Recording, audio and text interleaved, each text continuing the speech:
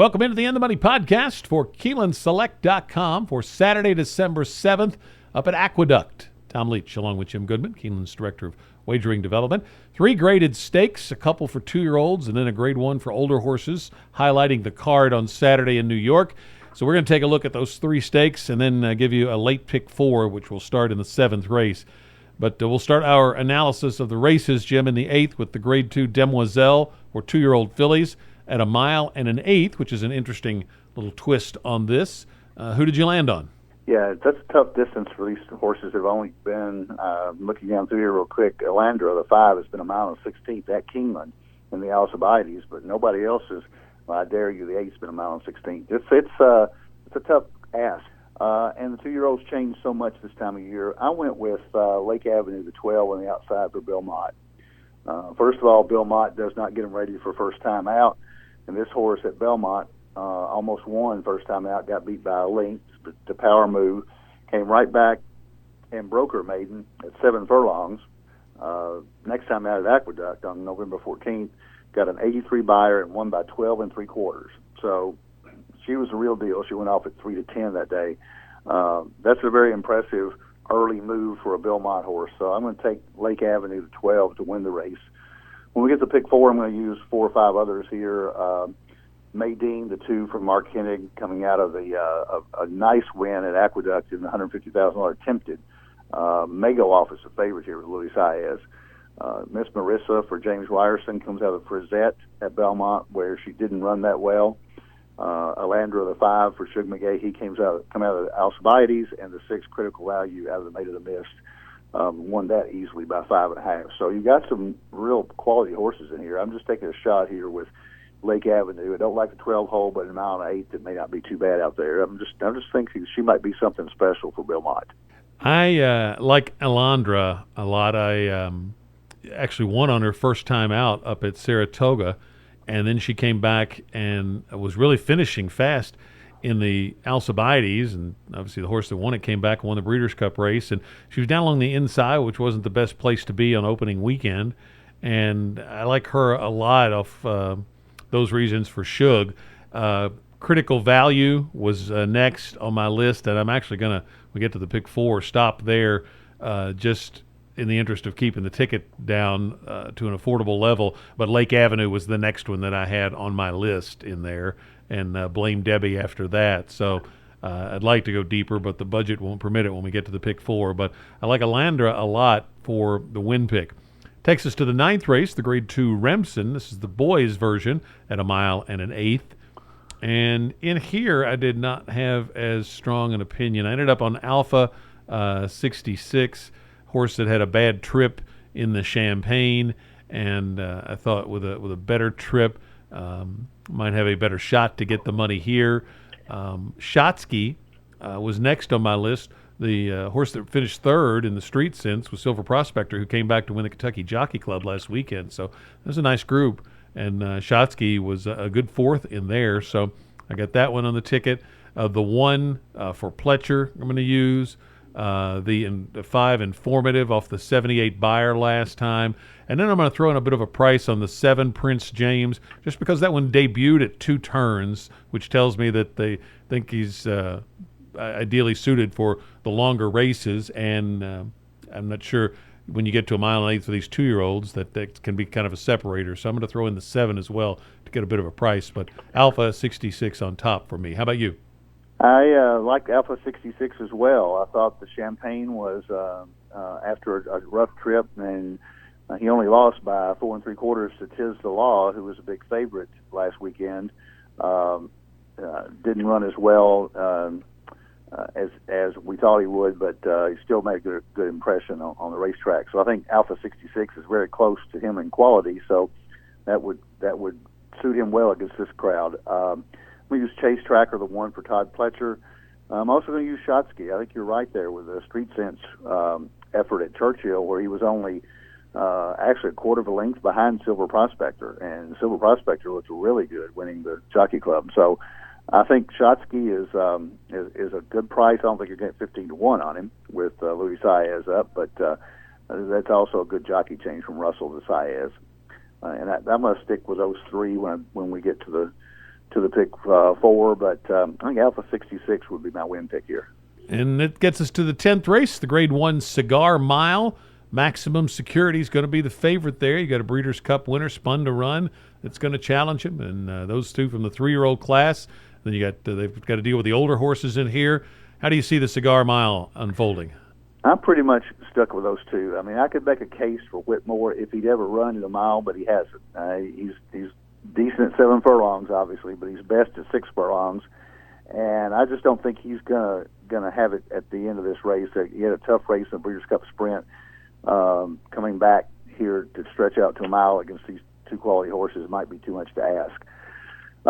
If I had to take one, I'd take Maximum Security simply because he hasn't run a bad race forever. He lost the Pegasus at Monmouth by a length to King for a Day, but then he came right back and won the Haskell, the Grade 1, and then came back and won the Bold Ruler at Belmont easily last time out. So I think it sets up perfectly for him.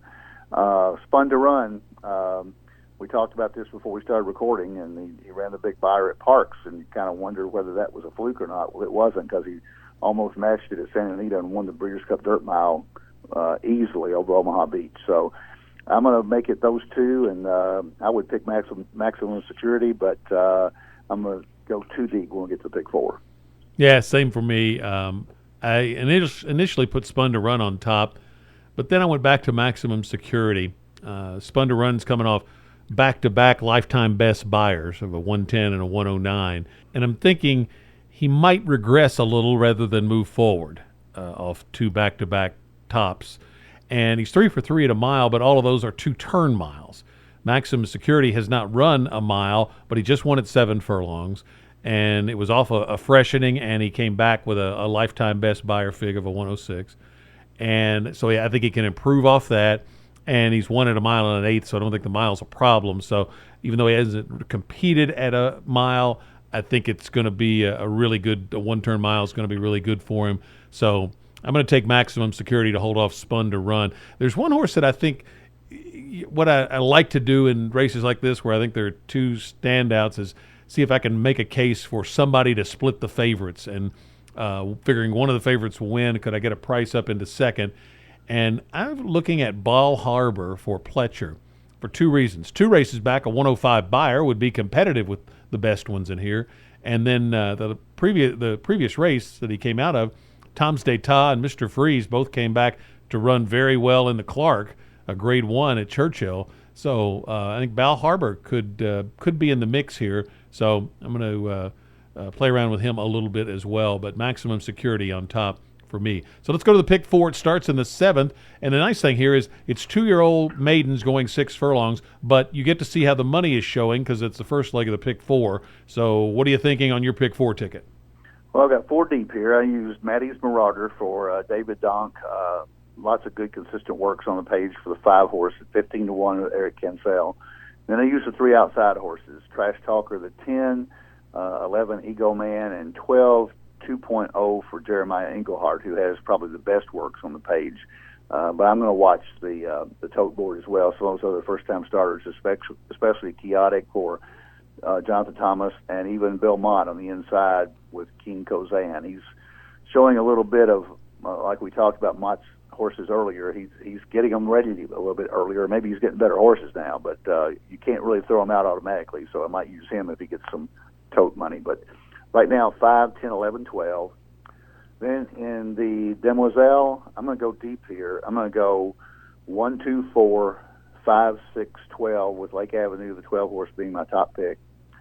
And then the Remsen, I'm going to go 3 deep with Chase Tracker, the 1, Shotsky, the 6, and Alpha 66, the 8, so 168. And then in the Cigar Mile, I'm going to take a stand with the 2 favorites, Maximum Security and Spun to Run, 5, 6. So that ticket's 5, 10, 11, 12, with 1, 2, 4, 5, 6, 12, with 1, 6, 8, with 5, 6 for $72. I am going to approach this from the angle of looking at the horses that come out of 2-year-old sales, thinking that I think that's an interesting angle that comes up a lot in the fall and winter. These horses were bought earlier in the year, and they're trying to get a quick return, and so especially ones that were really much higher than the stud fee, such as the one you mentioned, King Kazan, $260,000 price on a 4K stud fee. Bad Beat Brian, $115 on a $6,500 stud fee. So I'm going to use both of those. The horse I actually would pick on top if I had to pick somebody's the 12 2.0 you mentioned for Englehart and getting Irad Ortiz. I'm going to use the 2, the Angry Man, and the 6, Hedonistic, who took a little money in the debut. So 1, 2, 6, 7, and 12, all of them coming out of 2-year-old sales earlier this year is how I'm going to play this. And then so I'm going to take those 5 with 5, 6 in the Demoiselle, with 1, 5, 6, 7, 8, and then with 5, 6 for $50 in the Cigar Mile. That's maximum security and spun to run. If you want to add Bal Harbor, then it's another $25, and certainly you'll get probably handsomely rewarded if that one's right, because those other 2 are going to take the bulk of the money. So if you got the budget, maybe add Bal Harbor, but I'll stick at $50 and think one of those 2 3-year-olds is going to win this. So, Jim, that's what my ticket looks like. I think you hit last week, so congratulations. I think I was 3 out of 4, but you had the pick 4, so well done. Paid a little under $500, I think, right? I think it paid $250 for 50 cents. I think it paid right at $500 for $1. For $1, yeah. So nice little holiday bonus for folks that hit it. So job well done there. Anything special in the month of December for fans to be aware of for Keeneland Select or at the simulcast outlets? Well, one thing that we probably need to emphasize today is that there was temporarily a dispute between Churchill and Monarch regarding the transmission of simulcast of Monarch tracks to Kentucky. And so today, as we're recording this on Thursday, we were not able to show Gulfstream and Laurel. But that did get resolved this afternoon. So if you want to come out to simulcasting at Red Mile, we've got all the tracks. You might hear something about that just on Twitter or something like that. But we only suffer through one day of no Gulfstream, and that got resolved. So we've got all the tracks coming up. December is kind of it's not a strong month for horse racing. You don't have a lot of graded stakes, but you got some really competitive fields down at Fairgrounds. You've got competitive fields at Gulfstream. They got the Claiming Crown coming up. Yeah, that's a fun card. So there's a lot of decent racing, especially on the weekends. A lot of full fields, and the weather is good in Florida, so Tampa's also got some nice racing. Best of luck with your wagers this weekend. We'll be back next week for another edition of the In the Money podcast for KeenelandSelect.com.